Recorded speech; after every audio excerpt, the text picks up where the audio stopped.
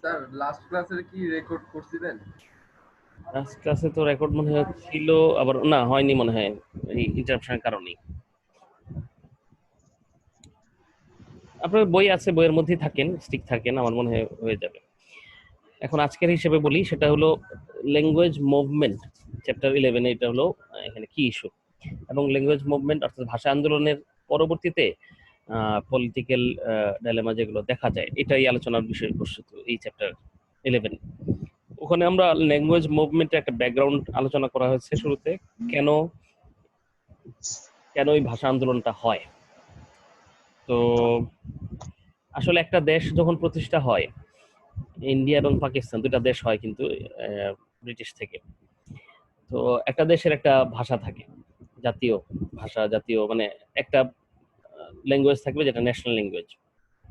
Problem হলো এই national language set করার ক্ষেত্রে শাসক গোষ্ঠী অর্থাৎ যারা দেশ বিভাজনে ব্রিটিশ সরকারের সাথে দেন দরবার করেছিল, তারা করেছিল মুসলিম লীগ। মুসলিম লীগ, আর ওখানে ছিল ইন্ডিয়া পয়েন্ট পয়েন্ট থেকে ছিল কংগ্রেস, তাই তো নাকি?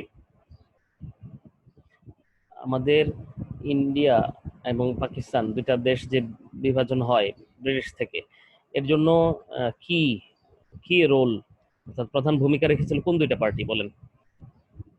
হুম কংগ্রেস আর মুসলিম লীগ। হ্যাঁ, ইন্ডিয়াতে কংগ্রেস, মানে যেটা ওরা ওরা ওদের দাবি ছিল আনডিভাইডেড ইন্ডিয়া, এক থাকবে ইন্ডিয়া, কোনো ভাগ হবে না। আর কংগ্রেসের দাবি ছিল মুসলিমদের জন্য, সরি, মুসলিম লীগের দাবি ছিল মুসলমানদের জন্য আলাদা একটা স্টেট হতে হবে। তো শেষ পর্যন্ত আলাদা স্টেটই হয়। তো এই সব বিবেচনায় পাকিস্তান নামে একটা দেশ যেটা হয়, এখানে বাংলাদেশ মুসলিম মেজরিটি, এই লোকাল বাংলা অঞ্চলে মুসলিম মেজরিটি অংশটুকু পাকিস্তানের অংশ হয়ে যায়। আর বাংলা অংশে যে হিন্দু মেজরিটি, তাদেরকে ইন্ডিয়ার অধীন করে দেওয়া, ইন্ডিয়ার অংশে দিয়ে দেওয়া হয়।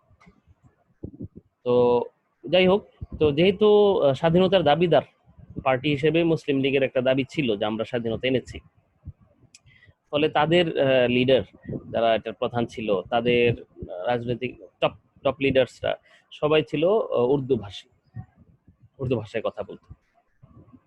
এলিট শ্রেণীর ভাষা উর্দু হিসেবে বিবেচনা করা হতো।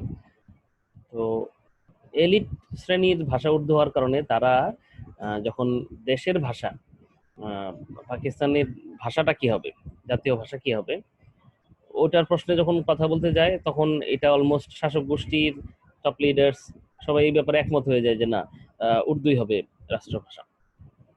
খুব স্বাভাবিক, তারা তাদের পয়েন্ট থেকে চিন্তা করছে যে আমাদের ভাষা উর্দু, আমাদের এখানে শাসক গোষ্ঠীর ভাষা উর্দু, এবং উর্দুকে একটা সম্মানিত সম্ভ্রান্ত ভাষা হিসেবে বিবেচনা করা হয়। তো এসব বিবেচনায় তারা উর্দুকে রাষ্ট্রভাষা হিসেবে প্রস্তাব করে। প্রস্তাব বলতে এটা অলমোস্ট সিদ্ধান্তের মধ্যে চলে আসে।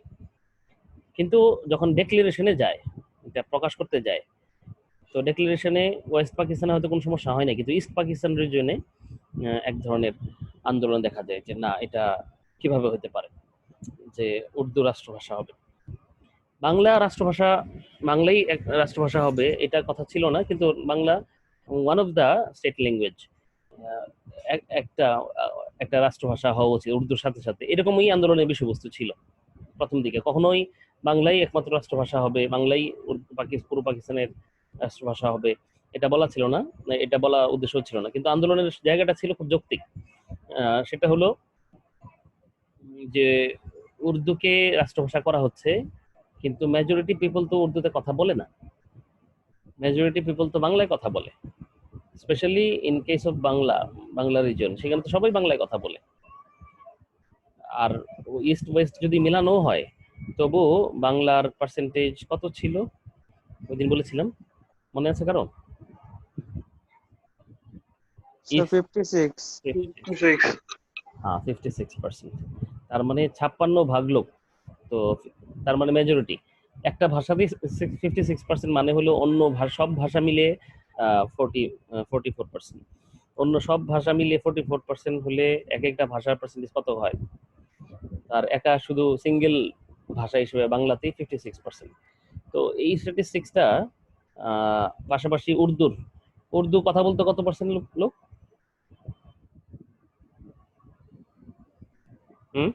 বলেন।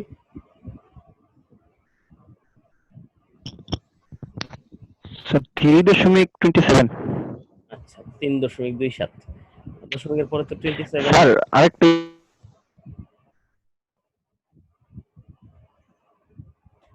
জি, আহ, যেটা হলো 3.27, দশমিকের পরে তো 27 হয় না বা 27 হয় না, 3.27। 3.27 ভাগলো উর্দুতে কথা বলতো, যদি ইস্ট এবং ওয়েস্ট মিলানো হয় সেই প্রসঙ্গে। তো এই দুটো বাংলা ভাষা ছিল। স্যার কোনটা রাইট? হুম হুম, সরি আমি আপনাকে ধরতে পারিনি। স্যার বাংলা বইটার মধ্যে 54% মানে মুখের ভাষা ছিল বাংলা, আর ইংরেজি বইটা আছে 57%। স্যার কোনটা রাইট?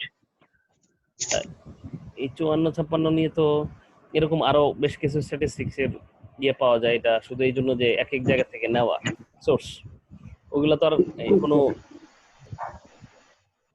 আর বাংলা বইতে 56 আছে, হুম। বাংলা বইতে 56 আছে। আর ইংলিশে কি আছে? 56 54 কোথেকে আসলো তাহলে? না না, বাংলাটা 54 আছে হামিম। আমি করতে আছি বাংলা ইংলিশ দুইটাই। ওইটা মনে হয় 2 সেশনে বই আপডেট করা হয়েছে, সমস্যা নাই। আপডেট করে নিন, 56 আপডেট করে ফেলেন। আচ্ছা আমরা ওই ইংলিশ টেক্সটই পড়েন না, বাংলার কি দরকার আপনার বাংলা খুঁজে খুঁজে? নাকি পড়তে সুবিধা হয়? লিখতে তো হবে ইংলিশেই। না স্যার, এইভাবে আর কি ছিল আর কি। ঠিক আছে, তো যেটা হলো এই এই এই জন্য Bangla one of the state language, অর্থাৎ বাংলাও একটা রাষ্ট্রভাষা হবে, একটা স্বীকৃত ভাষা হবে, এই দাবিটা একেবারেই যৌক্তিক ছিল। এই যৌক্তিক দাবিটাও যৌক্তিকভাবে তারা মেনে নেয় নাই, শুধু তাদের যেটা পলিটিক্যাল এগো বলে আর কি, পলিটিক্যাল এগোর কারণে, যে আমরা সিদ্ধান্ত নিয়েছি কেন এটা হবে না, কেন আমরা শুধু মেজরিটির কথা শুনতে চাবো। আসলে ডেমোক্রেসির দাবি ডেমোক্রেটিক পার্টি হিসেবে দাবি করলেও কখনোই কোনো কালেই মুসলিম লীগ ডেমোক্রেটিক ছিল না। আমার যদি দাবিটা অত্যুক্তি না হয়, এখন পর্যন্ত কোনো পলিটিক্যাল পার্টি ট্রুলি ডেমোক্রেটিক না। তো বর্তমান সময়েও আগেও ডেমোক্রেসিটা একটা সুন্দর ভালো কথা, যেটা ভালো থিওরি, কিন্তু বাস্তবতা থিওরির সাথে অনেক পার্থক্য দেখা যায়। বাস্তবতায় পলিটিক্যাল পার্টি ইটসেলফ তারাই ডেমোক্রেটিক থাকে না। তো ডেমোক্রেসি একটা ইস্যু যেটা দিয়ে তারা পার্টি ফর্ম করে বা পার্টি মুভমেন্ট এগিয়ে নিয়ে যায়। এনিওয়ে, তবুও এতটুকু তো বলাই যায় যে মেজরিটির কথাটা মেনে নিতে না পারলেও বিবেচনা তো করতে পারতো, কিন্তু পাকিস্তানি তখন লিড এন্ড রোলার এটা কখনোই মেনে নেয়নি। এখানে কয়েকটা ডেট আছে। একদিন কে আসেন, Muhammad Ali, the first published template by the organization was the state language of Pakistan is Bengali or Urdu, which was published in 47, 1947 সালে প্রথম যে লেখাটা বের হয়, যেখানে উর্দু হবে না বাংলা হবে এটা নিয়ে ডিবেট তৈরি করা হয়।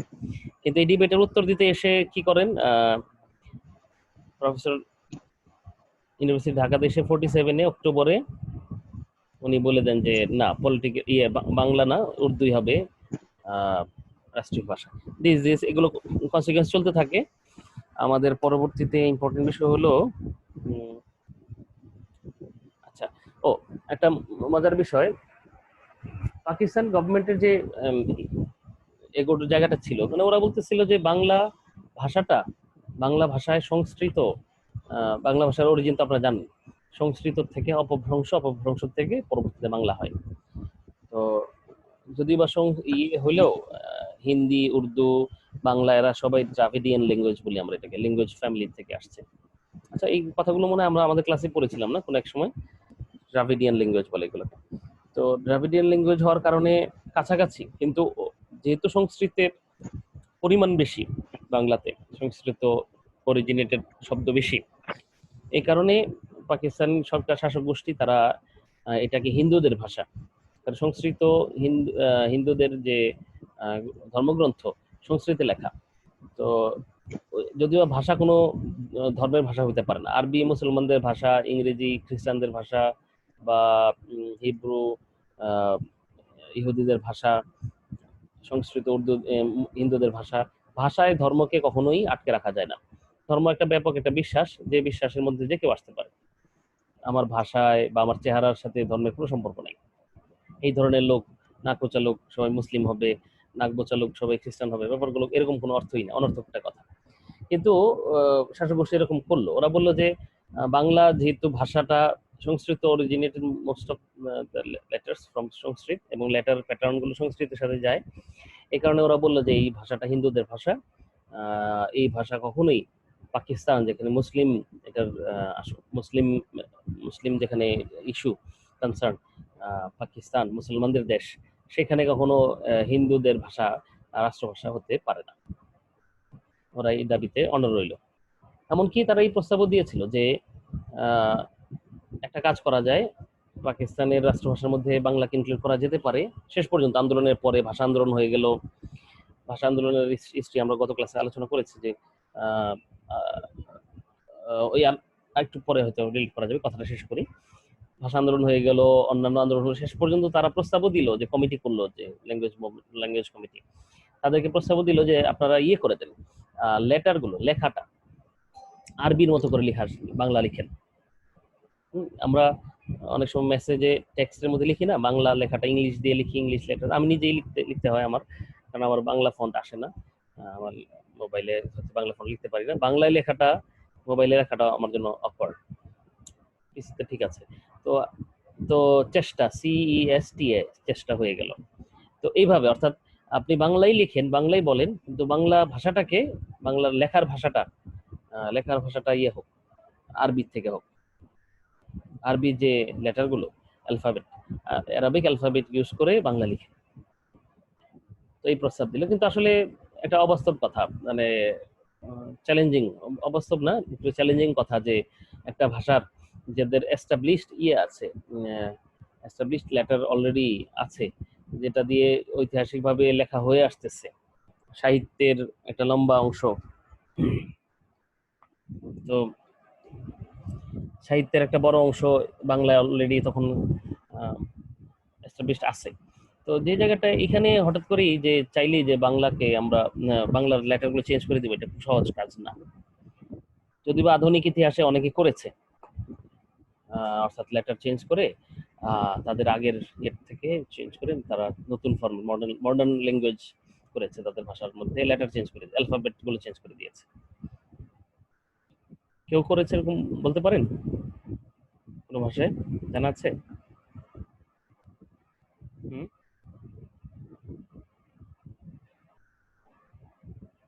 হ্যালো, না স্যার, জানা তো নাই। আচ্ছা, এরকম চেঞ্জ করেছে হলো যে মাহাতির মোহাম্মদ, তার মালয়েশিয়ান ইন্দোনেশিয়া, ওদের দুইটা গভর্নমেন্ট একসাথে হয়ে ওরা একটা বড় অংশ, একটা রিজন কথা বলে মালে আর ইন্দো ভাষায়, ইন্দোনেশিয়ান। তো মালয় ল্যাঙ্গুয়েজটাকে ওরা, বা ইন্দোনেশিয়ান ল্যাঙ্গুয়েজটাকে ওরা ইউনিফর্ম করার জন্যে, আসলে এটা কোনো এস্টাবলিশ ভাষা ছিলই না। ভাষার জন্য অনেক কিছুর প্রয়োজন হয়, ভাষার অনেক হিসেবে একটা এস্টাবলিশ ভাষা হয়। বাংলা যেরকম রিচ ভাষা ছিল, কখনোই মালয় ভাষাটা এরকম রিচ ছিল না। তারপরেও এটাকে ফর্মাল রূপ দেওয়ার একটা প্রচেষ্টার অংশ হিসেবে, ফর্মাল ভাষার রূপ দেওয়ার জন্য এবং ইউনিফর্ম ভাষা, অর্থাৎ এই পুরো জোনে যে মালয় ভাষায় কথাবার্তা বলা হয়, তো এটার একটা ইউনিফর্ম, একটা ফর্মাল রূপ দেওয়ার জন্য তো উনি একটা কমিটি করে দেন, জাবা বলা হয় ওনাকে, জাবা, প্রফেসর জাবা। তো ওনাকে প্রধান করে কমিটি হয়। তো তারা পরবর্তীতে লেটার ইংলিশ লেটার ইউজ করে। আগে আরবি মালয় লেখা হইতো জাউইতে, জাউই মানে হলো আরবির একটা প্যাটার্ন, অ্যারাবিক লেটার্স গুলো ঠিক যেরকম উর্দুতে অ্যারাবিক লেটার্স গুলোকে একটু ডিফারেন্ট শেপে এনে লেখা হয়, এরকমই জাউই এরকম ছিল, অ্যারাবিক অরিজিন লেটারের প্যাটার্ন, কিন্তু ওটাকে আবার মালয় ঢাঙে জাউই বলা হতো। তো জাউইটা বোঝা পড়া অনেক সময় বেশ জটিল একটা বিষয় ছিল। তো এত বড় স্কেলের একটা বড় রিজিয়নের জন্য জাউই একটা অল্প কিছু লোকের ভাষা হয়ে গেছিল, অল্প কিছু লোকেই এটা লিখতে পারতো, আর বাকি এরা কথা বলতো এইভাবে, কিন্তু লিখতে পারতো না। যেন লেখার উপযোগী ভাষা হিসেবে শেষ পর্যন্ত ইংলিশকে সেট করা হয়। এটা ভালো হয়েছে অনেক অংশে। ওরা বলে যে আমরা ট্যুরিজমে, ওদের ট্যুরিজম প্র্যাকটিসটাও সহজ হয়েছে, যে ইংলিশ লেটারগুলো থাকার কারণে যে কেউ মালয়ে কোনো শব্দে লেখা, একটা রেস্টুরেন্টের নাম লেখা, তো রেস্টুরেন্টের নামটা ইংলিশে লেখা থাকার কারণে মালয়েতেই মালয় শব্দে লেখা, মালয় শব্দটা কিন্তু English word, English letter use করার কারণে যে কেউ লেটার পড়তে পারে। আমাদের দেশে বাইরের কেউ আসলে হয়তো বাংলা লেখা তো পড়তে পারবে না। আপনি সততা এন্টারপ্রাইজ লিখলেন, তো সততার কি না এন্টারপ্রাইজ বোর্ড দেওয়া আছে, বিল বোর্ড দেখে কিছু বোঝা যাচ্ছে না। অ্যাটলিস্ট আপনার নাম তো নামই, নামের তো কোনো মিনিং হয় না, নামের তো আলাদা কোনো অর্থ হয় না যে যাও খাও এরকম তো কিছু বলা হলো, কিন্তু নামটাই তো যদি লেখার ভাষাটা ইংলিশ হইতো অনেকেই পড়তে পারত। আমি প্রস্তাব দিচ্ছি না, আমি বলছি না যে আমি বাংলার এটা হয়ে যাক, কিন্তু আমি বলছি যে মালয়েরা ইউনিভার্সিটি ওরা মালয় ভাষার ক্ষেত্রে ওরা এটা করেছে, শেষ পর্যন্ত পেরেছে যে ইংলিশ দিয়ে লেখে মালয় ওয়ার্ড। অনেক সময় আপনি মালয় বুকস দেখলে মনে করবেন যে ইংরেজি বই কিনা। আচ্ছা, কিন্তু ওই প্রস্তাব বাংলাদেশে যেটা দেওয়া হয়েছিল বাংলাদেশের বাংলা রিজনের জন্য, যে বাংলা ভাষাকে আরবিতে লেখা হোক, এটা আসলে সম্ভবপর হয়ে ওঠে নাই, আর এটা এই প্রস্তাবকে মেনেও নেয়নি। এর একটা কারণ ছিল, বাংলা কিন্তু এরকম কোনো বিষয় ছিল না যেটা লেখার হিসেবে প্রচলিত না, অপ্রচলিত ভাবে লেখা হয় এরকম না, বরঞ্চ প্রচলন হিসেবে বাংলা অনেক এস্টাবলিশ ছিল। সাহিত্য হিসেবে প্রায় 600-700 খ্রিস্টাব্দ থেকেই বাংলার সাহিত্য প্রচলিত ছিল। আধুনিক কালের কবি কি জানি আব্দুল হাকিম বলা হয়, তারও 1600 খ্রিস্টাব্দের দিকে তার বেশ ভালো ভালো কবিতা লেখা পাওয়া যায় ঠিক বাংলায়। তো হয়ে ওঠে নাই। তো এরপরে ফাইনাল স্টেজে ভাষা আন্দোলন যেটা হয়, ভাষা আন্দোলনের একটা কথা আমি বলতে চাচ্ছিলাম যে একটা ইম্পর্টেন্ট পয়েন্ট, ভাষা শহীদদের নাম, ভাষা শহীদদের নাম সম্পর্কে আমরা যাদেরকে বলি সবাই কিন্তু 21 ফেব্রুয়ারিতে মারা যান নাই, শহীদ হন নাই, তাই না? মনে আছে? জি স্যার, শুধু শফিউল পরের দিন মারা যায়। রাইট। শফিউলের শফিউল সহ অনেকে।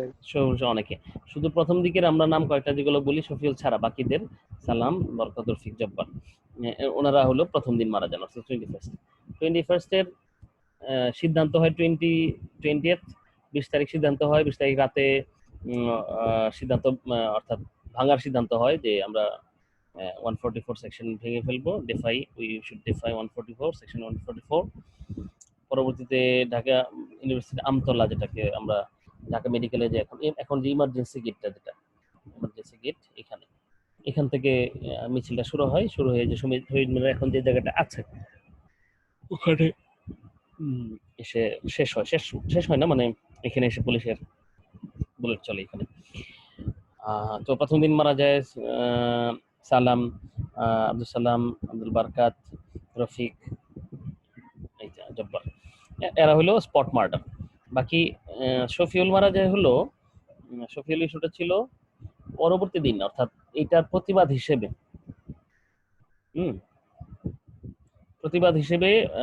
পরের দিন আবার বের হয়, তখন মাস প্রটেস্ট হয়, ওইখানে আবার পুলিশ হামলা করে, তখন ওইখানে মারা যায় শফিউল। আচ্ছা, আর ওই দিন রাতেই 22 তারিখ যখন আবার মারা যায়, 22 তারিখ মারা যাওয়ার পরে 23 তারিখ রাতেই, অর্থাৎ 22 তারিখ যে দিন গিয়ে রাত, যেটা মিডনাইটে এখানে একটা শহীদ মিনার করা হয়। তো তখনকার শহীদ মিনারটা ছিল অলমোস্ট শেপের, অর্থাৎ একটা প্রথম একটা বেসের উপর একটু ছোট করে, এখনকার যে কি সিয়ার্স টাওয়ার না কি টাওয়ার বলে এটা টাইপের, আস্তে আস্তে ছিল মনে হয়।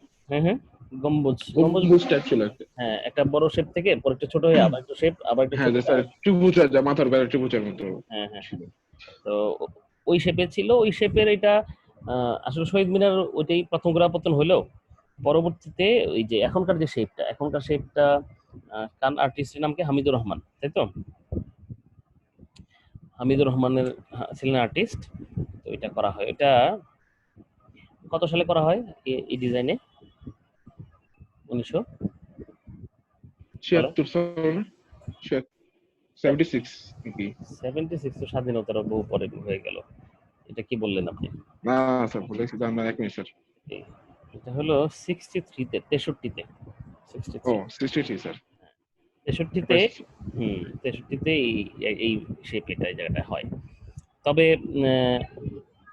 একাধিকবার পুলিশ ভেঙে ফেলছে এই শহীদ মিনার, রাখে না এই জায়গাটায়, তাই তো? কয়বার ভাঙে পুলিশ সব মিলে 2 বার।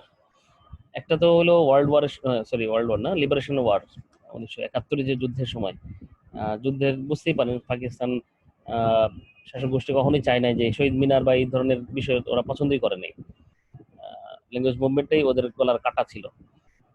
এখন পর্যন্ত ওদের ল্যাঙ্গুয়েজ মুভমেন্টকে ওদের একটা ফেইলিউর হিসেবে দেখানো হয় যে ওরা ফেল করছে। মামুনি,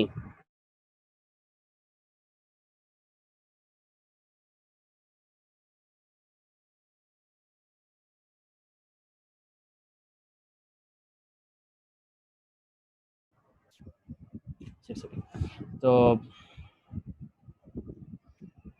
কি জানি বলতে চাচ্ছিলাম। আচ্ছা, ও ভাঙা হয়তো 71 তো ভাঙা হয়, এর আগে একবার ভাঙা হয়েছিল, কবে বলতে পারেন? ওই যে স্মৃতির মিনার ভেঙেছে বন্ধু, কি হয়েছে তাতে, বেশ ভালো একটা কবিতা যে লেখা আছে, এটা এই ভাঙার পর পরই সম্ভবত 63-তে ফরমেশনের ঠিক আগেই কিনা। গত ক্লাসে বলেছিলাম কি ডেটার কথাটা, এটা ইম্পর্টেন্ট একটা মাইলস্টোন, এটা খেয়াল রাখতে হবে।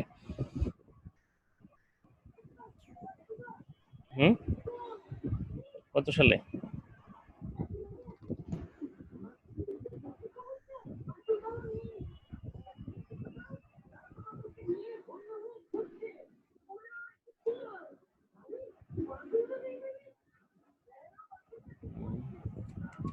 সরি, এখন এই মুহূর্তে ডেট খুঁজে পাচ্ছি না, মনে পড়ছে না, তবে এই 63-র কাছাকাছি সময়ে, সম্ভবত 62-তে 62-তে বা এরকম সময় হবে। এখন কিন্তু আরেকটা একটু ইস্যু, বলেন তো দেখি, কবে আমাদের এই ভাষা আন্দোলনের ফলাফল আমরা নিটটা পাই? শহীদ মিনার তো একটা ইস্যু, শহীদ মিনার তৈরি হলো, ভাঙা হলো, আবার শহীদ মিনার হলো, আমরা পেয়ে গেলাম, একটা শহীদ মিনার পেলাম, কিন্তু ভাষা আন্দোলনের পরিসমাপ্তি কিভাবে হয়েছিল? পরিসমাপ্তি বলতে যে দাবি ছিল, এই দাবিটা কি মেনে নেওয়া হয়েছিল নাকি মানা হয়নি? মানা হয়েছিল কিনা, হলে কবে হয়েছিল বলতে পারেন? স্যার 1956 সালে। কি হয়েছিল 56-এ? বাংলা স্টেট ল্যাঙ্গুয়েজ, সংবিধানে স্যার উর্দুর পাশাপাশি বাংলাকেও রাষ্ট্রভাষার মর্যাদা দেওয়া হয়, উর্দুর পাশাপাশি সংবিধানে। মানে উর্দু থাকবে, উর্দুর পাশাপাশি বাংলাও। হ্যাঁ, আসলে এই ভাষা আন্দোলনের দাবি কখনোই ছিল না যে উর্দু শুনারবি, কারণ এটা শাসক গোষ্ঠীর দাবি, একটা শাসক গোষ্ঠীর দাবির পুরো বিপরীত দাবি কখনোই মানানো যায় না, আর যৌক্তিকভাবে এটা উপস্থাপন করা যায় না। যদিও বা শাসক গোষ্ঠীর দাবি ছিল উর্দুই হবে, অন্তত এতটুকু তো মেনে নেওয়া যৌক্তিকভাবে সবাই মেনে নিছিল যে আন্দোলনটা ব্যাপক হয়েছে এই কারণেই, যে ঠিক আছে উর্দু থাকবে না, বাংলা থাকবে, বাংলা থাকবে, ব্যাপারটা এরকম ছিল না, উর্দুর পাশাপাশি বাংলা একটা দরকার। তো আচ্ছা, উর্দুর পাশাপাশি বাংলা একটা স্টেট ল্যাঙ্গুয়েজ 56-তে হয়ে আসে। এই ভাষা আন্দোলনের সাথে পরবর্তীতে এটার আরেকটা লাস্ট কনসিকুয়েন্স হলো আমাদের ইউনেস্কো যে ঘোষণা করে ইন্টারন্যাশনাল মাদার ল্যাঙ্গুয়েজ ডে, তাই তো? এটা কত সালে করে এটা ঘোষণা? 1999 সাল, 17 নভেম্বর।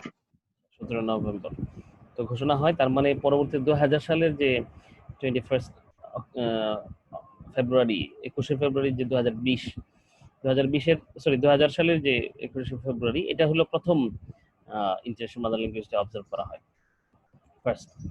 তো এই হিসেবে এখন আমাদের 2020-এ এসে 20তম হয়ে গেল, তাই তো স্যার? 21তম, সরি 21তম হয়ে গেল, ফাইন, কারণ 20-এ যেটা হয়েছিল 20, 21, 2000-এ ফার্স্ট, 2001-এ সেকেন্ড ছিল, আমরা 2020-এ 21তম হয়ে গেল।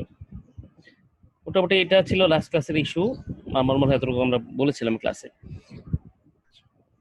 আর পরবর্তীতে আমাদের ভাষা আন্দোলনের যে প্রভাবটা আমাদের স্বাধীনতা আন্দোলনে পড়ে, সেটা মোটামুটি এরকম যে ভাষা আন্দোলন দিয়ে আমরা পরিষ্কার বুঝতে পারছিলাম যে কখনোই পাকিস্তানকে পূর্ব এবং পশ্চিমে ভাগ করে কখনোই এক পাকিস্তান বানানো যায়নি। পাকিস্তান ভাগ আলাদাই রয়ে গেছে, পূর্ব পূর্ব আর পশ্চিম পশ্চিম। বিশেষ করে শাসক গোষ্ঠী মুসলিম লীগ তৎকালীন সময়ের শাসক গোষ্ঠীদের এটা একটা এই বিভাজনটা তারা আরো প্রকট করে তোলে। সব ধরনের স্যাংশন, সব ধরনের উন্নয়ন কার্যক্রম হতো ওয়েস্টে, আর এখানে অনেকভাবে ডিপ্রাইভ করা হতো তাদেরকে। ইস্টের ক্ষেত্রে এই পূর্ব পশ্চিমের এই বিরোধ তারাই আসলে জাগিয়ে দেয় এবং তারা এটাকে ভাষা আন্দোলনে একটা প্রকাশ পায় যে আমরা জাতি হিসেবে আমরা তোমাদের মতো না, তোমরা একরকম, আমরাই আরেক রকম। তো কিন্তু আরেকটা বিষয় ছিল প্র্যাকটিসিং হিসেবে আমাদের অসাম্প্রদায়িক চেতনা এটা বরাবর এই ল্যান্ডে এই সয়েলে ছিল। এই সয়েলে কখনোই ইদানিং কালে আমরা শুনি মাঝে মাঝে দাঙ্গা, হিন্দু মুসলিম দাঙ্গার ব্যাপারটা, এটা ঠিক বাংলা রিজনে কখনোই ছিল না।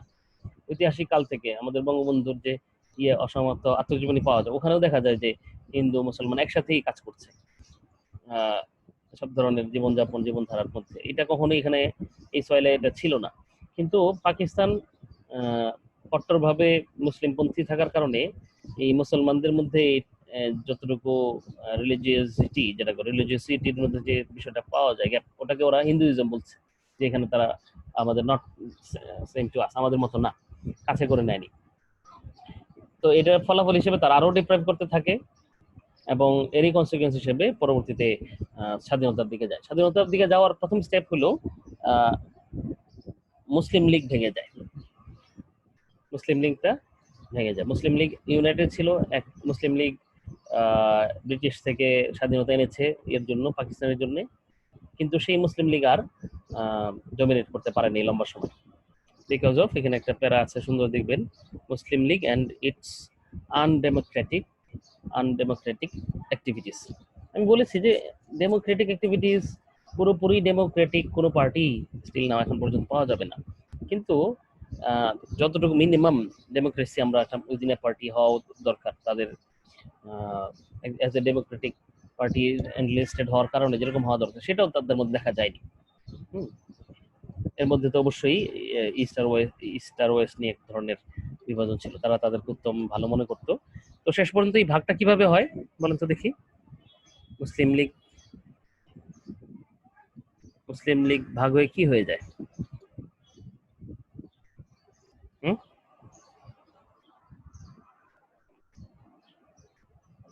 হ্যালো, মুসলিম লীগ কি ভাগ হয়েছিল? হ্যাঁ স্যার, নাম চেঞ্জ হয়েছিল স্যার। নামটা চেঞ্জ হয়ে যায় না? নাম চেঞ্জ হয়, নামটা কি হয় নতুন নাম? বাংলাদেশ, সরি আওয়ামী লীগ। আওয়ামী লীগ হয়ে যায় না? আপনি তো দেখি একবার ডাইরেক্ট অ্যাকশন, মুসলিম লীগ থেকে বাংলাদেশ আওয়ামী লীগ হয়ে গেল না?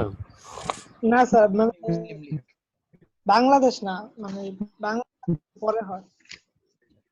ইস্যুটা হয়, এটা একটা কনসিকুয়েন্স তো আসলে ধীরে সুস্থে হয়। তো প্রথমেই ওদের যে মেজর পার্টি লিডার, টপ লিডারদের মধ্যে বাঙালি যারা ছিলেন, তারা আসলে বাঙালির মধ্যে ছিলেন হোসেন শহীদ সোহরাওয়ার্দী ছিলেন, আর ছিল আবুল হাশিম, ওনারা বাংলা জোনের মধ্যে ছিলেন। তো ওনারা ওয়েস্ট পার্টে যে খাজা নাজিমুদ্দিন, তারপরে আরো দিস ওখানে খাজা নাজিম, দুটা গ্রুপ হয়ে যায়, একটা হলো সোহরাওয়ার্দীর আর একটা হলো নাজিমুদ্দিন। দুটা নাম তো আমাদের পরিচিত, তাই না? নাজিমুদ্দিন শব্দ নামটা কি পরিচিত না? এই যে জেলখানার রাস্তাটাকে চানখারপুল থেকে ওই জায়গাটা কি স্যার নাজিমুদ্দিন রোড বলে। তো নাজিমুদ্দিন রোড বলে। তো নাজিমুদ্দিন বাংলাদেশের ইয়েও ছিলেন, প্রাইম মিনিস্টারও ছিলেন পরবর্তীতে এই অংশের। তো ওনা পুরো পাকিস্তানের প্রাইম মিনিস্টার হন একটা সময়, প্রাইম মিনিস্টার একটা অংশ, গভর্নর ছিলেন হলে আরেকজন মনিয়াম খান ছিলেন। তো ওনারা সবাই এরা ছিলেন পাকিস্তান বেসড, পাকিস্তানি এই অংশের leader, the leader from this part but closely aligned to ওয়েস্টের সাথে খুব ক্লোজ। ওয়েস্টে একটা বলা যেতে পারে যে বর্তমান সময়ে যেরকম দেখা যাবে যে পার্টি হিসেবে তো আলাদা, কিন্তু মূল যে পার্টি আলাদা হইলেও তাদের খুব ক্লোজ, সরকারের খুব ক্লোজ, এরকম অনেক পার্টি পাওয়া যায় বর্তমান সময়ে দেখা যায়। যুগে যুগে এটা ছিলই। মুসলিম লীগের মধ্যেই একটা অংশ চলে যায় যারা কিনা ডেমোক্রেটিক কথাবার্তা বলতো, যারা কিনা দাবি দেওয়ার কথা বলতো, যে এজ এ পার্টি যেভাবে রুল হওয়া দরকার কথাগুলো বলতো। আরেক ধরনের লোক ছিল পার্টির মধ্যে যারা কিনা সরকারের সাথে মিশে গেছিল। এই পার্টির লোক এরা যেহেতু সরকারের অংশ ছিল, তো সরকার যা বলে তাই আমাদের কথা, পার্টি হিসেবে ডিফারেন্ট কোনো কথা টোন তাদের ছিল না। তো এরা ছিল খাজা নাজিমুদ্দিন আকরাম খান। তো ফলে দুইটা ভাগ হয়ে যায়, একটা খাজা নাজিমুদ্দিন আকরাম খানের একটা পার্টি একটা অংশ হয়ে যায়, আর একটা অংশ হোসেন শহীদ সোহরাওয়ার্দী আর আবুল হাশিম, ওনাদের আর একটা ভাগ হয়ে যায়। এই ভাগটা পরবর্তীতে অর্থাৎ এই আহ, এই ভাগাভাগিটা শেষ পর্যন্ত তাদের কমায় দেয়, তাদের যে জনসমর্থন কমায় দেয় এবং জনসমর্থন দুই ভাগ হয়ে যায়। এবং 1948 সালে শেষ পর্যন্ত একটা প্রস্তাবই দেওয়া হয় পাবলিক সাপোর্টের ফেভারে, যে মুসলিম লোক যে সাপোর্ট হারাচ্ছে এটার কারণ হলো ইস্টকে ওইভাবে মর্যাদা দেওয়া হচ্ছে না। এই প্রস্তাবটা সোহরাওয়ার্দী, হোসেন শহীদ সোহরাওয়ার্দী দিয়ে থাকেন। দেওয়ার পরে আর বেশি দিন যায় নাই, ওনাদের উপরে এই অংশে যারা এই প্রস্তাব দিয়েছিল যে আমাদের জনসমর্থন কমে যাওয়ার কারণ হলো এবং আমাদের সমস্যাগুলোর মূল কারণ হলো যে আমরা ইস্টকে এইভাবে গুরুত্ব দিচ্ছি না, যেটা ওই সময় যদি মেনে নেওয়া হতো তাহলে হয়তো ইতিহাস অন্যভাবে লেখা হইতে পারতো, কিন্তু ওই সময় এই কথাটা মেনে নেওয়া হয় নাই, বরঞ্চ শক্ত হাতে তাদেরকে দমন করার চেষ্টা করা হয়। দমন করার দ্বারা যেটা হওয়া, হয়তো তারা শাসক গোষ্ঠী মনে করেছিল যে হয়তো দমন নিপীড়নের কারণে এই আওয়াজ, এই শব্দ বন্ধ হয়ে যাবে, এই শব্দ আর বলা হবে না, ইস্ট ওয়েস্টের বিভাজনের কথাগুলো, কিন্তু কথাগুলো আলোচনা হতেই থাকে। আর দমন নিপীড়নের কারণে শুধু ভাগ না, বরঞ্চ অনেক ছোট ছোট পার্টি, যারা ছোট ছোট পার্টি গড়ে ওঠে, যারা সবাই মুসলিম লীগেরই অংশ ছিল। শুরুতে যে ওয়ান পার্টি ছিল, যেহেতু শুরুতে ওই মুসলিম লীগ থেকে বের হয়ে হয়ে অনেকগুলো পার্টি তৈরি হয়, যেমন কিনা আমি কিছু পার্টির নাম বলি: গণ আজাদি লীগ, পাকিস্তান ডেমোক্রেটিক ইয়ত লীগ, নাজেমি ইসলাম, খেলাফতে রাব্বানি, কৃষক শ্রমিক পার্টি, এরকম এই পার্টিগুলো ছোট ছোট পার্টি, ছোট ছোট অনেক পার্টি হয়ে যায় তখন বেজিসটা। কিন্তু এটা বড় ব্লো ছিল না, বড় সমস্যা ছিল না। ছোট পার্টি কেউ বের হয়ে গেছে, ছোটরা ছোটই রয়ে গেছে, এখনো মেজর পার্টি বড় পার্টি হিসেবে একক ভাবে ডমিনেট করতে পারছিল। লোকজন আস্থার জায়গা, লোকজনকে সাপোর্ট করতে হলে তো একটা জনমতের প্রয়োজন হয়, তো এই জনমতটা সবসময় এর সাথে ছিলই, মুসলিম লীগের সাথেই ছিল শেষ পর্যন্ত। কারণ যারা ছোট আকারে বের হয়ে গেছে তারা কখনো ওই বড় জনসমর্থন নিয়ে বের হতে পারেনি। তাহলে কি হলো, তো তাতে বড় ব্লো হয় না, কিন্তু বড় ব্লোটা হয়, বড় সমস্যাটা ব্যাপক একটা সাডেন সবচেয়ে বড় ক্ষতি হয় মুসলিম লীগের। সেটা হলো মুসলিম লীগ থেকে যখন আওয়ামী মুসলিম লীগ হয়ে যায়, অর্থাৎ এই ভাগটা নিজেদের মধ্যেই যখন ভাগ হয়ে যায়, ঠিক আছে? যেমন কিনা ইন্ডিয়াতে দেখবেন আপনি এখন কংগ্রেস থেকে তৃণমূল কংগ্রেস, একই পার্টি নাকি? খবরে যারা রাখেন, না স্যার, একটা এই যে মমতা ব্যানার্জির আন্ডারে, একটা হলো রাহুল গান্ধী। রাহুল গান্ধী, অর্থাৎ গান্ধী সরকারের যে কংগ্রেস, যেটা যারা ডমিনেট করতো, ওখান থেকে তারা বের হয়ে তাদের নাম দিয়েছে তৃণমূল, অর্থাৎ যারা তৃণমূলে থাকে তাদেরকে যখন গুরুত্ব দেওয়া হচ্ছে না। এটা সব জমানাই ছিল, সবসময় এরকম হতো। আমাদের ইতিহাসে এরকম হয়, মুসলিম লীগ থেকে বের হয়ে আওয়ামী মুসলিম লীগ হয়ে যায় একটা পার্টি, ঠিক আছে? ওরা মুসলিম লীগ থেকে বের হয়ে একটা বড় অংশ আওয়ামী মুসলিম লীগ হয়ে যায়। তাদের মধ্যে ছিল সোহরাওয়ার্দী, ছিলেন অবশ্যই, আবুল হাসিম যে বললাম তাদের সাথে আরো ছিলেন এই এলাকার খুব জনপ্রিয় ছিলেন আব্দুল হামিদ খান ভাসানী, ওনারা এটার মধ্যে জয়েন করেন। ফলে একটা বড় অংশ পুরো মুসলিম লীগের যে এখানে যে সাপোর্টটা ছিল, এরা সবাই অর্থাৎ বাংলা জোনে ইস্ট জোনের পুরো সাপোর্টটা তাদের কাছে চলে যায়। এমনকি ছোট ছোট পার্টি যারা আগে বের হয়ে গেছিল, ছোট ছোট পার্টিও অনেকেই তাদের সাথে জয়েন করতে শুরু করে। এই পুরো জয়েন করাটাকে আমরা যুক্ত ফ্রন্ট বলি, একটু পরে আসবে এই কথাটা। ইলেকশনের আগে 54 একটা ইলেকশন হয় 54-তে, ওই ইলেকশনে এই যুক্ত ফ্রন্ট গঠন করা হয়, যেখানে এই আওয়ামী মুসলিম লীগ, এটার সাথে আওয়ামী মুসলিম লীগের সাথে এই বাকিরা জয়েন করে, ওই ছোট ছোট পার্টি জয়েন করে এবং অন্যরা জয়েন করে। তো তারা ইলেকশনে ভিক্টরি, বড় আকারে বিজয় তারা পেয়ে যায়। পলিটিক্যালি যদি দেখা হয় তো ইলেকশন একটা বড় ইস্যু, ইলেকশনের জনসমর্থনের একটা ট্রু জাজমেন্ট হয়ে যায়। তো ট্রু জাজমেন্টে আমরা পাওয়া যায় এখানে একটা বড় 54 একটা বড় হিসাব পাওয়া যায় যে আসলেই মুসলিম লীগটা তখন ছিল, মুসলিম লীগ তো ওয়েস্টের অংশ থেকে মুসলিম লীগ ডমিনেট করতো, ওরা শাসন করতো, কিন্তু তাদের আসলে কোনো নাম সর্বস্ব হয়ে যায় বাই দিস টাইম। 54-র মধ্যে কি হয়ে যায়, এটা নাম সর্বস্ব হয়ে যায়, তাদের কোনো সাপোর্ট বলে কিছু ছিলই না। স্পেশালি যদি আমরা একটু ভালো করে বলি, এই অংশে পূর্ব পাকিস্তান অংশে এই অংশে কোনো অবস্থাতেই তাদের কোনো জনসমর্থন ছিল না, তবে শাসন তারাই করতো এই অংশে। তো তখন আন্দোলন আসে, আন্দোলনের যখন ইলেকশনের রেজাল্ট পক্ষে চলে যায়, যুক্ত ফ্রন্ট জিতে যায় ব্যাপকভাবে, তখনই প্রথম কথা আসে যে আমাদের যারা শাসন করছে তারা তো আমাদের জনসমর্থন তাদের সাথে নেই, আর যারা জনসমর্থন পেয়েছে তাদেরকে শাসনভার দিতে হবে। তো এই শাসনভার দেওয়ারই কিছু প্রস্তাব পরবর্তীতে 62-তে ওই যে 6 দফা আন্দোলনের কথা যে বলা হয়, বঙ্গবন্ধু শেখ মুজিবুর রহমান উনি 6 দফা আন্দোলনের নেতৃত্ব দেন। যে আমাদেরকে 6 দফা আন্দোলনে কি ছিল, স্বাধীনতার কথা ঘোষণা ছিল নাকি?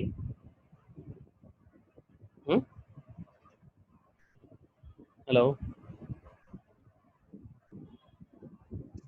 ওটা তো স্যার 7 মার্চে ভাষণে ছিল না নাকি? ওটা তো ক্লিয়ার কথা স্যার। 7ই মার্চের কথা তো যাচ্ছি না, কিন্তু 6 দফা আন্দোলনের মধ্যে কি ছিল যে তারা তো ইলেকশনে বিজয় হয়, তাহলে কি দাবি কি করছিল ওরা?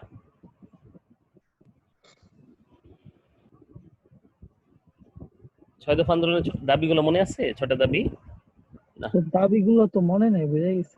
না স্যার, দাবি অনুমান করেন একটা যে একটা ওদের দাবি ছিল জুলুম করা যাবে না এমন টাইপের কিছু। জুলুম করা যাবে না, এই কথা তো তো ভালো কথা, এটা তো একটা সুন্দর কথা। জুলুম করা যাবে না, ভালো থাকতে হবে, ভালো হয়ে যা, ওই বলে না যে ভালো হয়ে যা পয়সা লাগে না, এটা কি আর কোনো ভালো কথা? তো এলোমেলো কথা।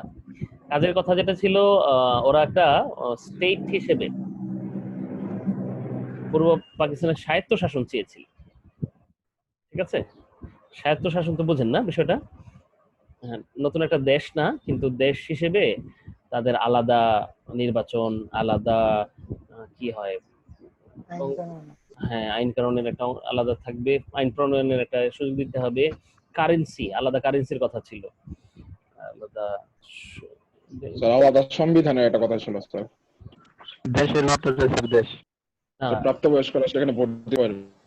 একটু কেমন জানি, মানে একটা জটিল একটা বিষয়, যেখানে ঠিক আলাদা দেশ না, কিন্তু পাকিস্তানের অংশ হয়েই চলবে। যেমন কিনা এই যে জম্মু কাশ্মীর, ওই অংশটা এতদিন এনজয় করতো ভারতের মধ্যে থেকে। ভারত তো তাদেরকে পাশে পেয়েছিল এই কারণে যে ঠিক আছে আমরা ভারতের সাথেই থাকি, যেহেতু আমাদেরকে আলাদা স্বায়ত্তশাসন দেওয়া হচ্ছে, আমাদের কথা এই যে লাদাখ এই অংশগুলো, তো ওদেরকে ওদের মুসলিম মেজরিটি সত্ত্বেও ওরা ভারতকে সমর্থন দিয়ে গেছে সবসময়, এই জন্য যে তাদেরকে ভারত আপন নিজের মতো করে দেখছে, এবং তাদেরকে যে সুযোগ সুবিধা দেওয়া দরকার ভারতের সাথে থাকার জন্য, সেই সুযোগ সুবিধা তাদের মতের মূল্য ওইভাবে দিয়ে আসছিল। ঠিক ওই রকম একটা প্রস্তাবেই যেটা, এটাও তো এখন অতীত, এখন তো জম্মু কাশ্মীর ওটা আলাদা নাই, সেন্ট্রাল গভর্নমেন্টের সাথে সরাসরি যুক্ত হয়ে গেছে। তো বাংলাদেশের ক্ষেত্রে, এই বাংলা অংশের ক্ষেত্রে, পাকিস্তানের ক্ষেত্রে এরকম একটা প্রস্তাব ছিল 6 দফার মধ্যে। সেটা আপনারা জানেন, 6 দফার ওই আন্দোলন ঠিক জমে নাই, হয় নাই। মাঝখানে আগরতলা ষড়যন্ত্র মামলা করা হয়। বঙ্গবন্ধু যারা এই আন্দোলন শুরু করছিল 6 দফা, এই আন্দোলন করার কারণেই তাদেরকে মিথ্যা মামলা দিয়ে তাদেরকে ফাঁসাই দেওয়া হয়, রাষ্ট্রদ্রোহ মামলা দিয়ে ফাঁসির আদেশ পর্যন্ত হয়ে যায়। এইটাই তাহলে আগরতলা মামলা ঠিক এটাই না, আগরতলা মামলা হলো 6 দফার কনসিকুয়েন্স। তো 6 দফা আন্দোলন করার কারণে রাষ্ট্র তাদের প্রতি অসন্তুষ্ট হয়ে রাষ্ট্রদ্রোহ মামলা দেয়, এটাকে আমরা আগরতলা মামলা বলছি। আগরতলা তো মামলা কোনো মামলা না, আসলে সাজানো বিষয়, কোনো ঘটনাও নাই এখানে। এখানে হলো একটা মানে ফেক মামলা দেয় না পুলিশ, ফেক ষড়যন্ত্রের মামলা দিয়ে দিচ্ছে।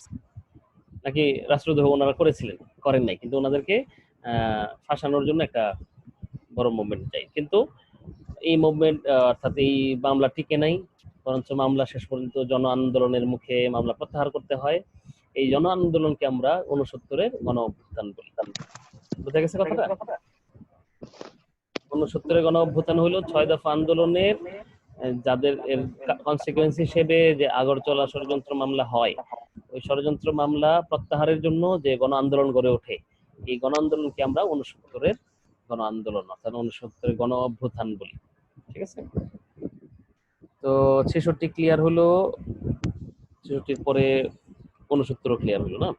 আচ্ছা, একটা কথা কি জানি বলতে চাচ্ছিলাম, ওই আওয়ামী মুসলিম লীগ হলো, আওয়ামী লীগ কবে হলো এটা কি বলতে পারেন?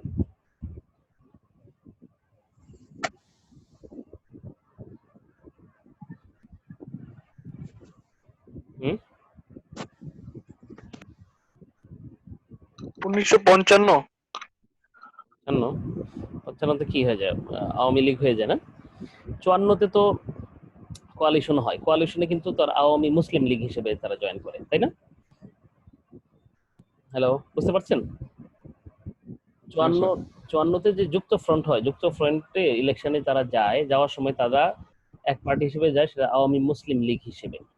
আওয়ামী মুসলিম লীগের তখনকার চেয়ার ছিলেন হলো আব্দুল হামিদ খান ভাসানী, তারপরে সেক্রেটারি কে ছিলেন, বঙ্গবন্ধু ছিলেন মনে হয় জয়েন্ট সেক্রেটারি, তাই না? Yes, sir. হ্যাঁ হ্যাঁ, জয়েন্ট সেক্রেটারি ছিলেন শামসুল হক। তো শামসুল হক ছিলেন সেক্রেটারি, আর জয়েন্ট সেক্রেটারি ছিলেন বঙ্গবন্ধু। তো এইভাবে ইলেকশনে যান। ইলেকশনে যাওয়ার পরে পরবর্তীতে মাওলানা আব্দুল হামিদ খান ভাসানী সাহেবের সাথে বঙ্গবন্ধুর কিছু বিষয় নিয়ে মতানৈক্য দেখা যায়, এবং একটা বিষয় তারা ছিলেন যে আমরা ঠিক মুসলিম লীগ থেকে বের হয়ে আওয়ামী মুসলিম লীগ করলাম, ঠিক আমরা মুসলিম কেন আমাদের এই জায়গাটায়, মানে আমাদের এই জোনে ঠিক মুসলিমদের জন্য কোনো পার্টি এটা একক সংখ্যাগরিষ্ঠতা পাওয়া বা এককভাবে সবার কথা বলতে পারে না, মুসলিমদের জন্য পার্টি হয়ে যায়। তো ওনারা চাইলেন যে ঠিক আমরা সবার পার্টি হয়ে উঠি, দেশের পার্টি, দেশের পার্টি হওয়ার জন্য তারা ওই মুসলিম শব্দটা বাদ দিয়ে দেয়, যাতে যেটা হয় এটা অনেকে দাবি করে যে আগে মুসলিমদের দল ছিল, এখন মুসলিমদের হলো না। ইসলাম পার্টি কখনো কোনো দল হয় না, সরি কোনো একটা রিলিজিয়ন হতে পারে না। রিলিজিয়ন কিভাবে একটা পার্টি হতে পারে? পার্টি তো যখন একটা দেশের বিষয়ে কথা বলবে তখন দেশের মধ্যে মুসলিম হিন্দু সবাই থাকবে, তো সবার কথা বলতে হবে তাদেরকে। বলতে না পারলে ঠিক মুসলমানদের পক্ষে কথা বলতেছে, ঠিক আছে, মুসলমান মেজরিটির মুসলমানদের কথা বেশি বলা হবে, কিন্তু অন্য রিলিজনের লোকজন কথা বলা হবে না। এইভাবে হইলে তো আসলে একটা গণপার্টি হয়ে ওঠে না, অর্থাৎ সাধারণ জনগণের দল হয়ে উঠতে পারে না এটা। তো ওই প্রেক্ষিতেই, ওই বিবেচনা থেকেই আওয়ামী মুসলিম লীগটাকে মুসলিম বাদ দেওয়া হলো, ফলে অন্যান্য রিলিজনের জন্য এটা ওপেন হয়ে যায়। তো অন্যান্য রিলিজনের যারা ছিল তারাও এই দলের সাথে যোগ হয়ে যায়, ফলে তাদের একচ্ছত্র যে এদিকে যে সাপোর্টটা, জনসমর্থন, এটা পেয়ে যান তারা।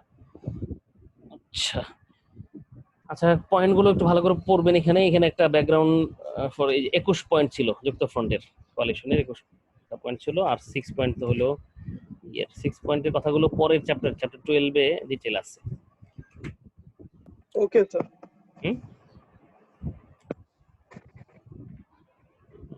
Page 164 A 6 points in Bengali nationalism.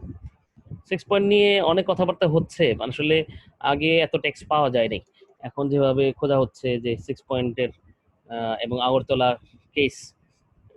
কেসটা কত সালে হয়? 1900 কত সালে?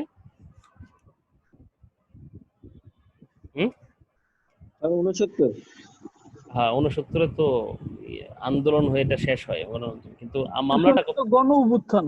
হ্যাঁ, গণঅভ্যুত্থানের ব্যাকগ্রাউন্ড ছিল আগরতলা মামলাটাই, ঠিক আছে? কিন্তু 68-তে 66 না স্যার?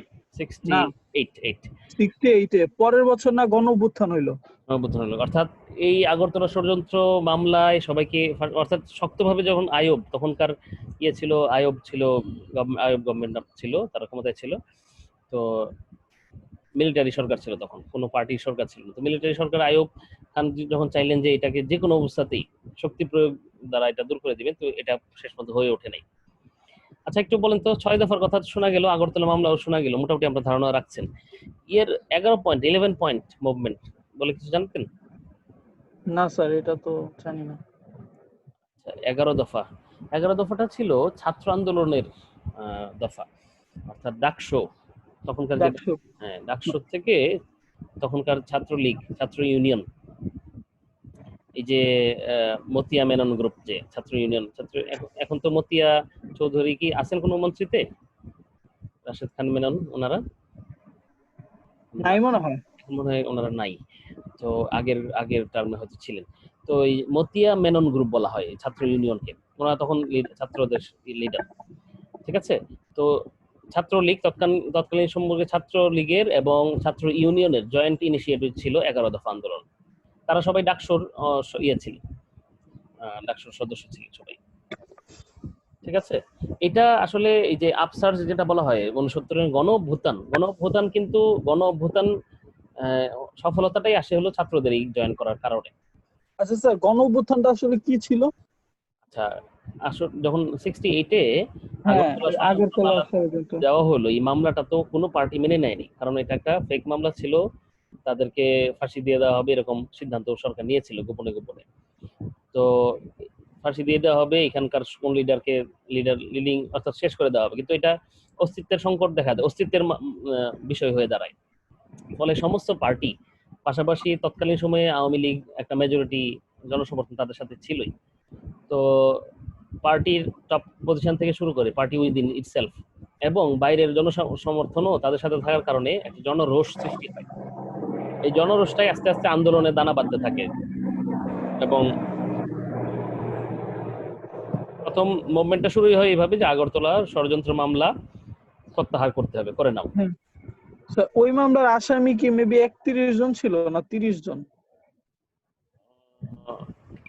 35 জন ছিল। দাঁড়াও, ও, প্রধান আসামি মনে হয় যে বঙ্গবন্ধু ছিল না? হ্যাঁ হ্যাঁ হ্যাঁ। তবে আচ্ছা। প্রধান এইভাবে আসলে উনি ওয়ান অফ দেম আর কি, এইভাবেই বলতে হবে এখন পর্যন্ত। তবে এখন যেভাবে আমি জানি না, ইতিহাসের এক একটা সময় থাকে ইতিহাস পড়ানোর। এখন কি যে সময় চলতেছে ইতিহাস পড়ার, সেখানে প্রধান আসামি বললেও দোষ হবে না। তো যেটা হলো যে ইতিহাস তো অনেকভাবে লেখা হয়, এখনকার ইতিহাস লেখার যে ধরন, তাতে এখানে বঙ্গবন্ধু কোথায় ছিলেন এটাই আমাদের একটা ইস্যু। তো বঙ্গবন্ধুকে এখানে আপাতত আমরা টেক্সটে যেটা দেওয়া আছে, including all the accused including Bangabandhu Sheikh Mujibur Rahman were released 22nd February 1969। বুঝা গেছে? তবে 6 দফায় বঙ্গবন্ধুর বেশ গুরুত্বপূর্ণ ভূমিকা ছিল, ফলে ওনাকে এটা আসামি হওয়াটাই, উনি এটা আসামি হবেন এটা ঠিক আছে।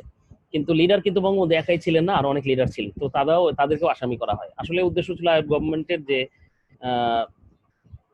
এই দেশের এইখানে যে আওয়ামী লীগ ধ্বংস করে দেওয়া, এটা ছিল টার্গেট। তো এই টার্গেটে যেহেতু করা হয়, সুতরাং কাউকে বাদ দেওয়া হয়নি, অলমোস্ট সবাইকে এটার মধ্যে রাখা হয়। 35 জন লিডার সবাইকে এখানে, 35ই ছিল, হ্যাঁ 35 সবাইকে রাখা হয়। আচ্ছা, যে কথা বলছি 69 গণ অভ্যুত্থানটা কিভাবে হলো? এই আগরতলা ষড়যন্ত্র মামলার কারণে এক ধরনের আন্দোলন দানা বাঁধতে থাকে। পরবর্তীতে এই আন্দোলনের সাথে ছাত্র আন্দোলনের যোগ হয়ে যায়। ছাত্রদের একটা 11 দফা ডাকসু থেকে দেওয়া হয়, এটা ছাত্রলীগ এবং তৎকালীন ছাত্র ইউনিয়ন মতিয়া মেনন গ্রুপ। তো ছাত্র ইউনিয়ন এবং ছাত্রলীগের জয়েন্ট একটা অ্যাক্টিভিটি ছিল, আন্দোলন ছিল, যে সারা দেশের ছাত্ররা এখানে জয়েন করে, সেটা হলো 11 দফা আন্দোলন ছাত্রদের। ঠিক আছে, 11 দফা আন্দোলনের বিষয়বস্তু কি ছিল? 11 দফা আন্দোলনের মধ্যে বঙ্গবন্ধুর যে 6 দফা এটা ছিল, প্লাস আরো কিছু 5টা পয়েন্ট ছিল, যেমন কিনা ফ্রিডম অফ প্রেসের ফ্রিডমের ব্যাপারে, ফ্লাড, আমাদের তখন বন্যা হতেই থাকতো, বন্যার বিষয়, অন্যান্য কিছু ইস্যু এটার মধ্যে যোগ করে 11 দফা আন্দোলন, 11 দফা একটা আন্দোলন হয়। তার মানে মাস পিপল, পাশাপাশি ছাত্রদেরকে বলা হয় ফোর্স হিসেবে দেখা হইতো। যে কোনো আন্দোলনের 90s পর্যন্ত সমস্ত আন্দোলনের, আমি জানি না এখন পর্যন্ত বলা যায় কিনা, এখন তো আন্দোলনের মুভমেন্ট বোঝা যায় না। ছাত্র কমিউনিটিটাও আগের মতো এত নিষ্কলুষ নাই। পাশাপাশি ছাত্র কমিউনিটির যে আন্দোলন, এটা নিষ্কণ্টক নয়, এক ধরনের ওই যে সুবিধাভোগী আন্দোলনের দিকে, সুবিধাভোগী সংগঠনের দিকে চলে গেছে ছাত্র আন্দোলনটা।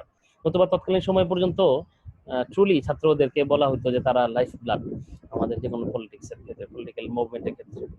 তো যেহেতু লাইফ ব্লাড যোগ হয়ে যায় এই মাস মুভমেন্টের মধ্যে, তো এই কারণেই 69-এ গণ অভ্যুত্থান হয়। 69-এর গণ অভ্যুত্থানের একজন শহীদের নাম বলেন, ইম্পর্টেন্ট ব্যক্তির নাম বলেন।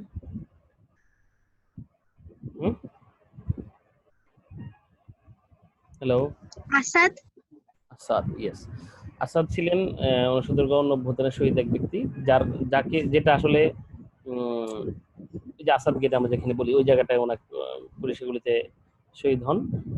এর কারণেই পরবর্তীতে 11 পয়েন্ট একটা ব্যাপক মাত্রা লাভ করে এবং শেষ পর্যন্ত বঙ্গবন্ধু সহ সবাইকে মুক্তি দিতে বাধ্য হয় আইয়ুব গভর্নমেন্ট। এবং এটার একটা কনসিকুয়েন্স আছে 69 গণ অভ্যুত্থানের। বলেন তো কি কি জিনিস হয়, ওই আন্দোলনের সমাধান কিভাবে হয়? আন্দোলনের সমাধান হয় এইভাবে যে আইয়ুব গভর্নমেন্ট তখন রিলিজ করে, মানে তারা এটা উপলব্ধি করে যে এখানে আসলে আমাদের রাজত্ব করা সম্ভব না, আইয়ুবের ক্ষমতার পতন হয়। নতুন সে দায়িত্ব দিয়ে যায় ইয়াহিয়া খানকে ক্ষমতায় দিয়ে আইয়ুব খান চলে যান। আর পাশাপাশি নির্বাচনের প্রতিশ্রুতি দেন, আমরা নির্বাচন হবে, নির্বাচনের রেজাল্ট হবে, যারা আসবে তারাই ক্ষমতায় আসবে। বুঝা গেছে কথাটা? হ্যালো। Yes sir. হ্যাঁ স্যার। 69 গণঅভ্যুত্থানের ফলাফল ছিল এটা। 69 গণঅভ্যুত্থান হওয়ার জন্য আমরা বলছি 6 দফা, আগরতলা 11 দফা। পরবর্তীতে এটার কনসিকুয়েন্স রেজাল্ট হইল এটা যে 69 গণঅভ্যুত্থানের ফলে আইয়ুব খান চলে যান, ইয়াহিয়া খান আসেন, নির্বাচনের প্রতিশ্রুতি থাকে, নির্বাচন হয় পরবর্তীতে। এটা হলো 70-এর নির্বাচন হয় নেক্সট ইয়ারে। 70-এর নির্বাচন এবং নির্বাচন পরবর্তীতে ঘটনাটা প্রবাহটা আমাদের মোটামুটি জানাই। নির্বাচনের সিট ডিস্ট্রিবিউশন অর্থাৎ কিভাবে সিট পায় এটা একটা তালিকা আপনাদের বই দেওয়া আছে। হ্যাঁ, একটা ডিটেল দেওয়া আছে। নির্বাচনে অবশ্যই 4টা দল ছিল না স্যার? জি জি জি জি ন্যাশনাল অ্যাসেম্বলি ছিল 2টা, 4টা দল বলতে আর ওইটাই তো স্যার নৌকা জিতছিল এরকম কিছু একটা। তখনকার প্রতীক নৌকা ছিল। হ্যাঁ, নৌকা ছিল আর ধানের না ধানটা ছিল না কোনো। এখন জিনিসটা হলো ধানের শীষ ছিল না সরি। তৎকালীন সময়ে পার্টির যে প্রতি নির্বাচনের জন্য আলাদা করে লটারির মাধ্যমে দেওয়া হতো। এমনকি আমাদের এরশাদের সময়ের পরবর্তীতে 91 নির্বাচনের সময় 91 যখন নির্বাচন হইলো তখন পর্যন্ত ইয়ে করে দেওয়া হয়, অর্থাৎ লটারির মাধ্যমে নৌকা প্রতীক দেওয়া হয়। না সরি, এরশাদ যে লাস্ট নির্বাচনটা করে এরশাদ ক্ষমতা পাকাপোক্ত করার জন্য মাঝখানে একটা ইন্টারিম একটা নির্বাচন করে না এরশাদ ক্ষমতা আসার পরে 9 বছর একটানা ক্ষমতায় ছিল, তো মাঝখানে 5 বছর পরে একটা নির্বাচন করে। ওই নির্বাচনে তখনও প্রতীক লটারির মাধ্যমে বন্টন করে দেওয়া হয়, যে প্রতীক নিবে। ঠিক আছে, প্রতীক ফিক্স হয়ে যায় আসলে 91 থেকে, যে আওয়ামী লীগের জন্য নৌকা হবে এটা ফিক্স, এরশাদের জন্য লাঙ্গল হবে এটা ফিক্স। এর আগ পর্যন্ত ফিক্স ছিল না, যে প্রতীক লটারিতে পাইতো ওইভাবে। যেমন কিনা এখনকার প্রতীকগুলো ইউনিয়ন পরিষদের নির্বাচন বা অন্যান্য জায়গায় প্রতীক লটারির মাধ্যমে বন্টন হয়, ঠিক এরকম। এনিওয়ে ইলেকশন হয়, ইলেকশন রেজাল্টে সিগনিফিকেন্টলি একটা উইথ মার্জিন, ভালো একটা মার্জিন নিয়ে তারা জিতে যান। আওয়ামী লীগ জিতে গিয়েও তারা সরকারের যে অ্যাসেম্বলি ডাকা হচ্ছিল 4 এবং 6 মার্চ অ্যাসেম্বলি ছিল। অ্যাসেম্বলিতে বঙ্গবন্ধুর সাথে আলোচনা করে কিভাবে ক্ষমতা হস্তান্তর করা যায় এসব নিয়ে আলোচনা করা হবে। আলোচনা করার কথা বলা হচ্ছে যে কিভাবে ক্ষমতা হস্তান্তর করা হবে, কিন্তু অ্যাসেম্বলি বলতে ওই যে সংসদ অধিবেশন চলছে, কিন্তু কোনোভাবেই হত্যা নির্যাতন যাচ্ছে, মানে শেষ হচ্ছে না, বরঞ্চ একটা বড় ষড়যন্ত্র চলতেছিল যে এই নির্বাচন দিয়ে যদি ক্ষমতা হস্তান্তর হয়ে যেত তাহলে তো হয়েই যেত হয়তো, কিন্তু সেটা তারা করতে চায়নি, অন্যভাবে করতে চেয়েছিল শক্তি প্রয়োগ করে। তো এই শক্তি প্রয়োগ কখনো ভালো রেজাল্ট আসে নাই। পরের তো ইতিহাস জানাই। 25শে মার্চ 7ই মার্চ ভাষণ হয়, ভাষণে স্বাধীনতার ইঙ্গিত দেন বঙ্গবন্ধু। 25শে মার্চ রাতে ওনাকে নিয়ে যাওয়া হয়, উনি একটা স্বাধীনতার ঘোষণা লিখে দিয়ে যান জেনোসাইডের পরে, গণহত্যার পরে উনি জেনোসাইডের পরপরই উনি লিখে দেন স্বাধীনতার ঘোষণা দিয়ে দেন। এটাও দেখবেন আপনি একদম এক্স্যাক্টলি লেখাটা আছে, হ্যাঁ বইয়ের মধ্যে আমাদের। This may be my last message from today. Bangladesh is independent. I call upon the people of Bangladesh wherever. এরপরে ওই সালে 71 সালের ইম্পর্টেন্ট ঘটনার মধ্যে হলো মুজিবনগর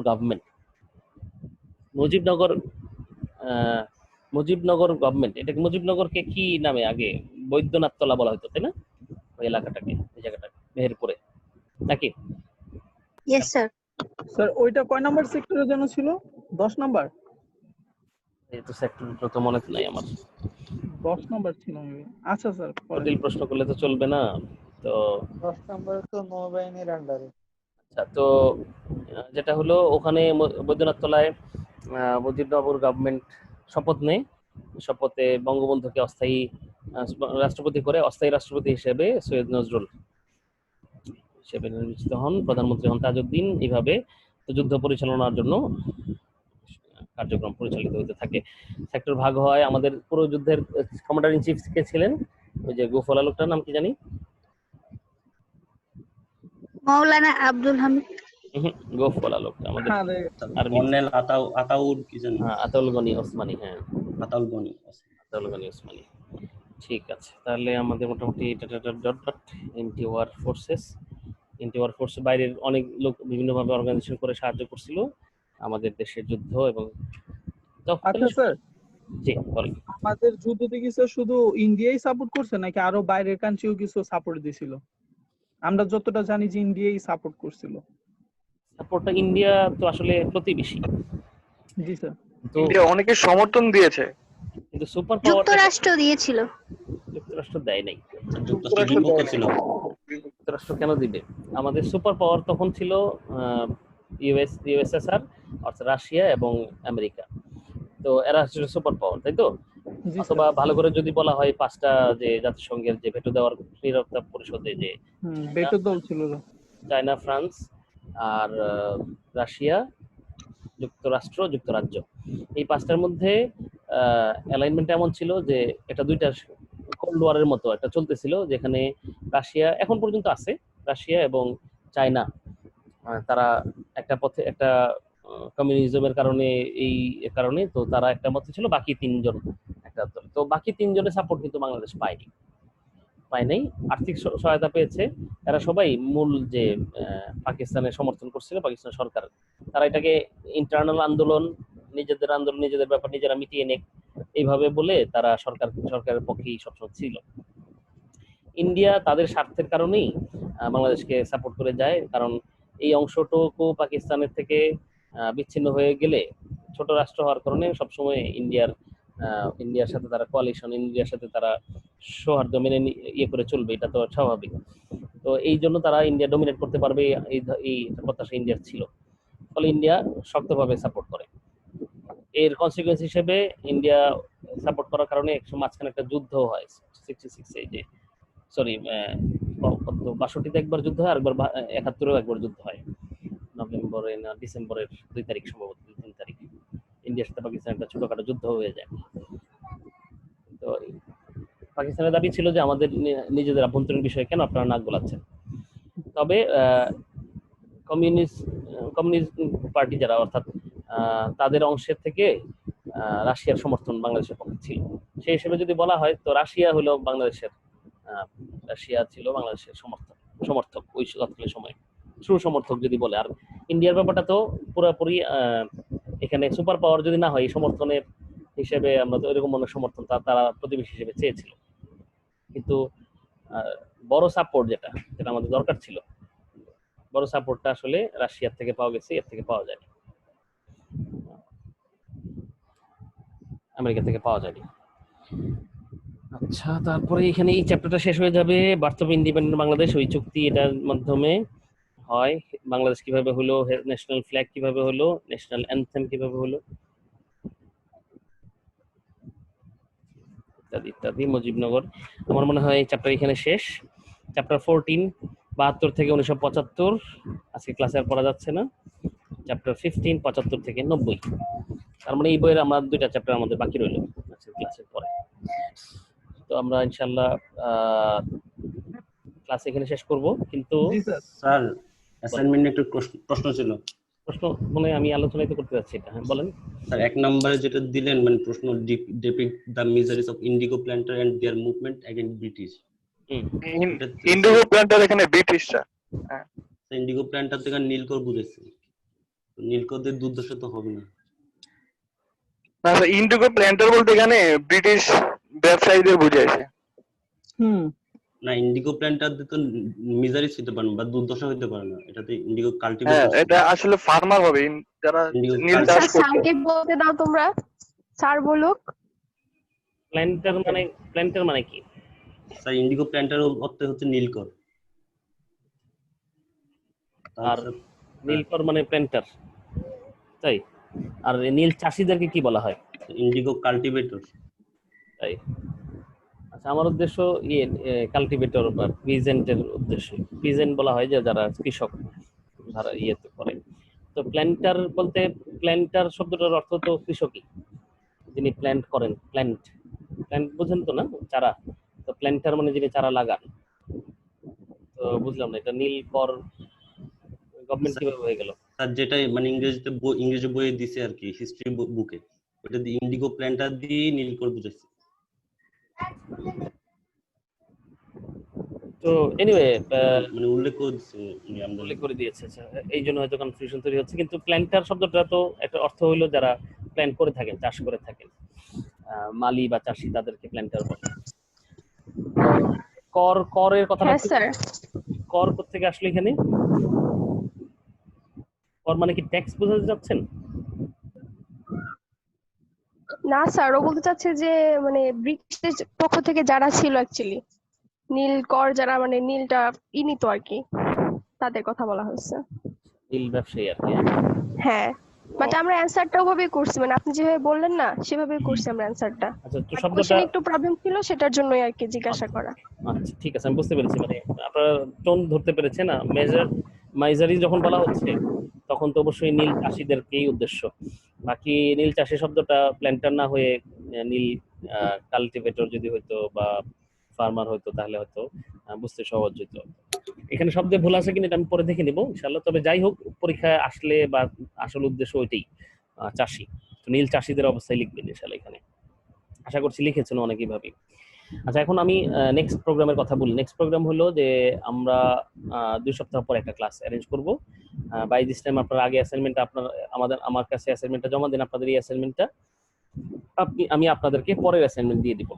অ্যাসাইনমেন্ট নিয়ে অ্যাসাইনমেন্ট যেটা ঘোষণার পরে অ্যাসাইনমেন্ট নিয়ে আমাদের একটা ক্লাস হবে 2 সপ্তাহ পরে। এই অ্যাসাইনমেন্টের ক্লাস, অর্থাৎ অ্যাসাইনমেন্ট যা যা করতে হবে এটার ক্লাসের উপরে পরবর্তীতে অ্যাসাইনমেন্ট করে আপনি নেক্সট যখন জমা দিবেন ওই দিন আবার ওই সময় আবার একটা ক্লাস হবে এটার পরের অ্যাসাইনমেন্ট নিয়ে। এভাবে চলতে থাকবে। আমরা 5-6টা ক্লাস অ্যাসাইনমেন্ট ক্লাস করে করে ইনশাআল্লাহ আমরা আশা করছি যে কোর্সটা শেষ করে ফেলতে পারবো। 5-6টা লাগার কথা না, অলরেডি তো আমরা যে পর্যায়ে আছি। আর দুইটা চ্যাপ্টার এখানে আছে, 2টা ক্লাস, আর ওইখানে আছে 3টা চ্যাপ্টার মনে হয়। 5টা ক্লাস লাগার কথা না ইনশাআল্লাহ। ঠিক আছে তাহলে তাহলে কি স্যার আমরা অ্যাসাইনমেন্টে যে 12টা কোশ্চেন আর ওই যে 10টা শর্ট কোশ্চেন ওইটা দিব না? তাহলে এটা জমা দেবো কবে স্যার? জমা দিয়ে দেন, আজকে দিয়ে দেন। আজকে হবে না না? আচ্ছা ঠিক আছে, অসুবিধা নেই। আমরা ওই আপনি জমা দেওয়ার পরে আমাকে দেখে পরে ক্লাসে আসতে হবে। তার মানে এই সপ্তাহ সময় যদি আপনি জমা দেন, পরের সপ্তাহে আমি ক্লাস তাহলে করতে পারবো। তার মানে 7 তারিখ 10 তারিখের ভিতরে জমা দিয়ে দেন। হ্যাঁ ওকে স্যার। 10 তারিখ 22টা প্রশ্ন তো না স্যার? হ্যাঁ, 22টা প্রশ্ন জমা দিবেন ইন্ডিগ্রুপ। Okay sir. ঠিক আছে, ধন্যবাদ। হ্যাঁ ওকে স্যার। আর এটা কি স্যার সবাই কি ইন্ডিভিজুয়ালি আপনাকে মেল করবে নাকি একসাথে সবার টাকার মতো করে মেল দিবেন? গ্রুপ টাইপের, গ্রুপে একসাথে করে জর্জি দিয়ে দেন বা রূপালী দিয়ে দেন, যে কেউ না একজন। বেশ, সাথে সবগুলো পিডিএফটা তো না স্যার? Okay sir. যেভাবে দেন, পিডিএফ হলে তো ভালো বেশি।